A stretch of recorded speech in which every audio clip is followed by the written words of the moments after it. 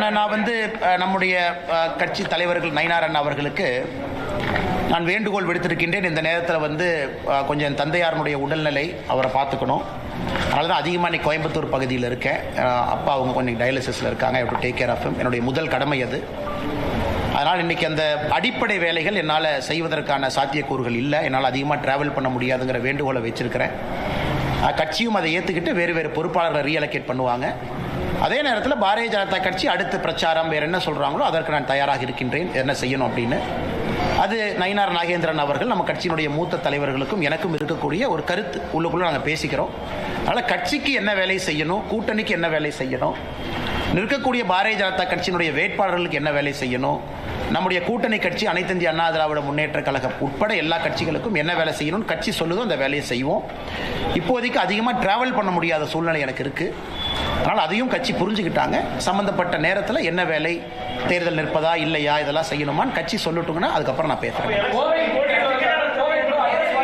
சிங்காநல்லூர் தொகுதிக்கு வேறு ஒரு பொறுப்பாளரை இந்த கட்சியிலிருந்து நியமனம் பண்ணுவாங்கன்னா வேறு ஒரு தலைவர் பண்ணுவாங்க. தமிழ்நாட்டினுடைய 6 இதுக்கும் பண்ணுவாங்க. ஆனால் அதற்கான காலமும் சூழ்நிலையும் இன்னும் நிறைய இருக்கு. இன்னும் ஒரு 30-40 நாட்கள் இருக்கு. கட்சி என்ன சொல்லுது அப்படின்னு தெரிஞ்சுக்கிட்ட பிறகு உங்ககிட்ட நான் பேசுறேங்க. அண்ணா 2024 பாராளுமன்றத்தில் இங்கே நான் நின்றுருக்கேன். அப்போ கோவை மக்களுக்கு பதில் சொல்ல நான் கடமைப்பட்டிருக்கிறேன். மக்கள் வீட்டுக்கு ஒரு பெட்டிஷனோடு வந்தால் இங்கே நான் அவைலபிளாக இருக்கணும். அவங்க இல்லை நீங்கள் அங்கே வாங்க இங்கே வாங்கன்னு சொல்லக்கூடாது. அதற்கு ஒரு வீடு இருக்கணும். 2010 என்னுடைய மாமனாருடைய வீடு இங்கிருந்து அடுத்த தெருவில் இருக்குது. அங்கே தங்கிட்டு இருக்கேன். இன்றைக்கி நான் சொந்தமாக ஒரு வாடகை வீட்டில் தங்குறேன். மக்கள் பார்ப்பதற்கு ஒரு இடம் வேண்டும். அதனால் விலாசம் அது எங்கே இருக்கிறேன், சென்னையில் இருக்கேன், சென்னையும் போயிட்டுருக்கேன். கட்சியினுடைய பணி இன்றைக்கி அதிகமாக இந்த பகுதியில் இருக்கேன். காரணம் தந்தையாருடைய உடல்நிலை காரணமாக.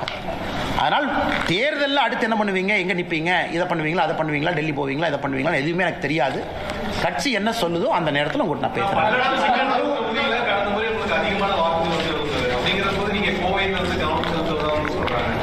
இல்லை, கோயம்புத்தூரில் பாரதிய ஜனதா கட்சி அனைத்து இந்திய அண்ணா திராவிட முன்னேற்ற கழகம் கூட்டணி அங்கே வெற்றி பெறணும். அது நம்முடைய தொண்டராக நம்முடைய கடமை.